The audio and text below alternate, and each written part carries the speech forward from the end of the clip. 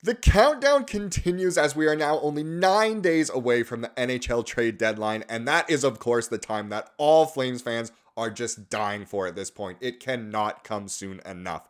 But of course, the Flames trade reports are always escalating, and we now know the asking price for Chris Tanev. Welcome to Flames Digest. I'm Mark Griffith. If you're new around here, you love the Flames, make sure you subscribe for all of the latest news, updates, reports, and rumors on the Calgary Flames. And quickly before we get into the actual hockey content of the video, I'm sure a lot of you guys saw that the previous video had a different host. That is Ryan. Expect him on the channel quite a bit as well. The higher ups at Flames Digest have also hired another guy named John. You might see him on the channel as well very soon. Both Ryan and John know their Flames hockey, and I have no doubt in my mind that they will be fantastic hosts as well and can grow the channel. Definitely expect some different perspectives from them, but no matter what, treat them well, say hi, and welcome them to the channel. But let's get into the main talking point of this video. It is the Tanev asking price has been revealed. Now, obviously, he is one of, if not the hottest commodity going into this year's trade deadline. And whether or not you think the Flames should trade away Tanev, Hanifin, Markstrom, and whoever else, Tanev is definitely going to be at the top of those trade bait lists, and we now know what the Flames exactly are looking for Tanev. A lot of the time for a lot of these trades, it's been, should they pick up first round picks, second round picks, big prospects, roster players that can go in right away? Well, we now know that the asking price is a first round pick. Now, this is from NHL Discussion over on Instagram. Fantastic account and always very, very accurate. So they say, with the trade deadline just 9 days away, the asking prices for right-handed defensemen remain astronomically high. Chris Tanev, Sean Walker, and Matt Dumba are all still on the market for a first-round pick.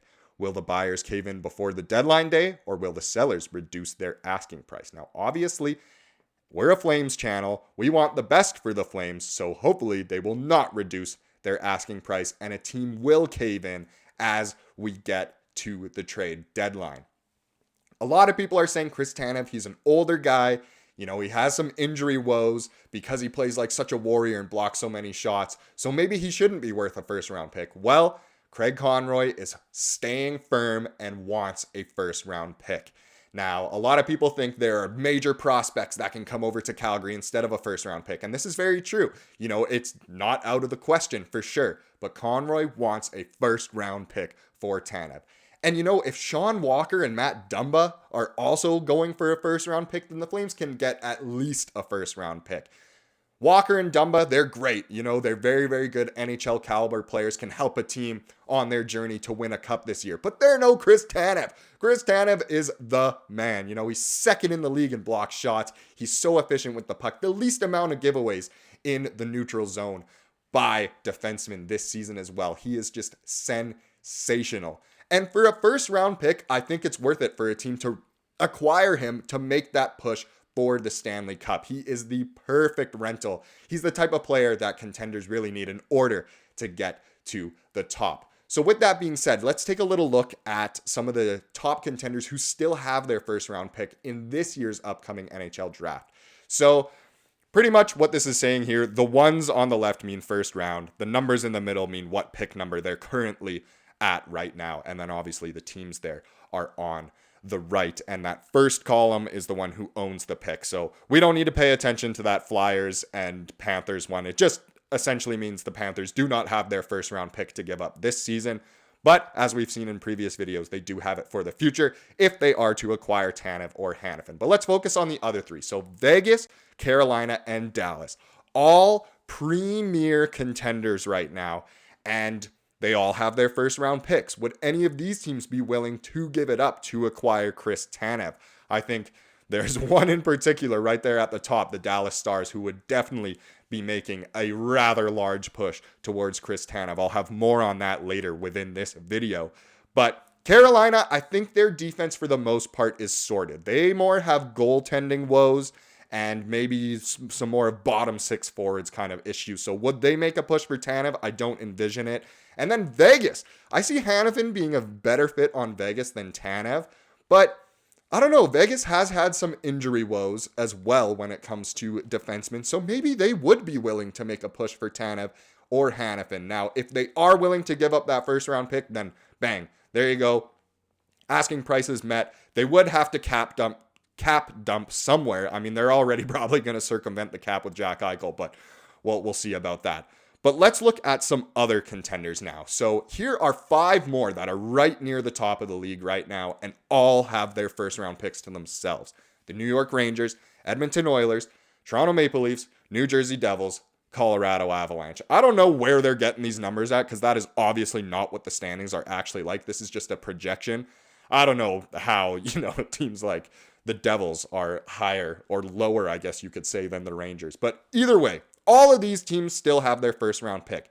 And the Rangers, I think, are probably set on their defensemen. I know for a fact the Oilers and the Leafs would definitely want Chris Tanev, and I'm sure the Devils and Avs would be interested as well. The Avs not as much.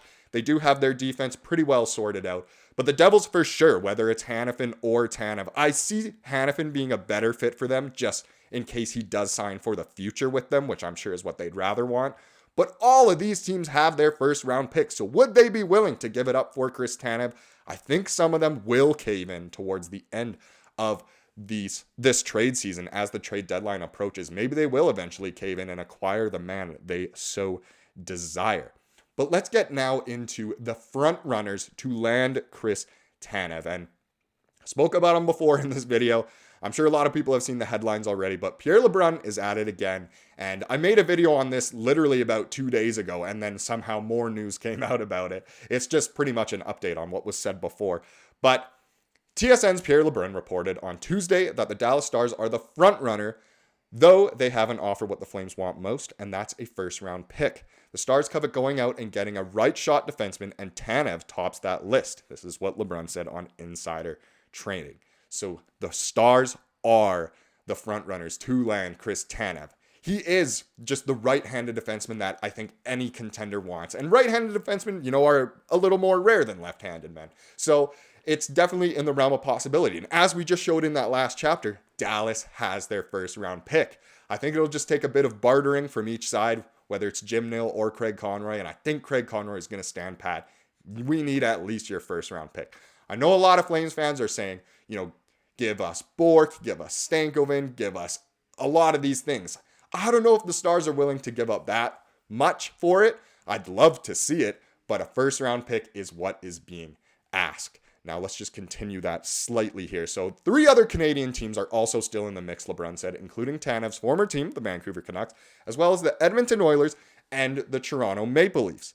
Tanev, 34 years old, is in the final year of a contract paying him $4.5 million per season. The Toronto native left Vancouver for Calgary in 2020 as a free agent. So this did show that at some point, Tanev did want to be in Calgary. And he hasn't obviously been as vocal about leaving and wanting to play elsewhere like Hanifin. But Tanev, he is from Canada. He doesn't care about the American taxes or need to get acclimated to different weather or anything like that. So it does show. He did want to be in Calgary. Maybe he would still want to be in Calgary. But the main thing I wanted to show from that was the Oilers and Maple Leafs, because as I showed in the last chapter again, those teams have their first round picks still. And I think both teams would be open to moving it for Chris Tanev.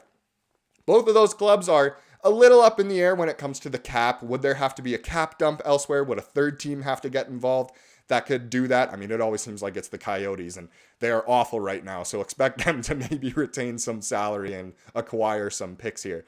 But Toronto, I definitely think would eventually be willing to give it up. Edmonton as well. Honestly, I know LeBrun is saying Dallas are the front runners, and that may be true, but I expect Edmonton to make a strong push at Chris Tanev. And as heartbreaking as that would be for a lot of Flames fans, it would be possibly the best business move. You take what you can get. And my goodness, it could definitely happen. The Chris Tanev saga will be over soon. Like I said, there's only 9 days left until the trade deadline, so hopefully we will know soon. The Flames are on a big break right now with no game until the Kippersoft game on Saturday against the Penguins, so there could be lots of time for a deal to happen before then. Last thing I want to touch on in this video is just a quick Dube update. Now, obviously we know he is away from the team, and we do have a new update as of today on his status and others. So the 5 former Team Canada World Junior Hockey players charged with sexual assault including Dylan Dube, will be tried as a group in front of a jury. A trial date is not expected until late spring, early summer. So Dylan Dube, expect him to be away from the team for a little bit longer. And obviously, hopefully justice is served there. And that is pretty much the only Dylan Dube update that there is as of right now. Thank you so much for watching this video. I sincerely appreciate it. We at Flames Digest, including Ryan and John, thank you so much. Please subscribe if you're new around here, and make sure you have a wonderful rest of your day.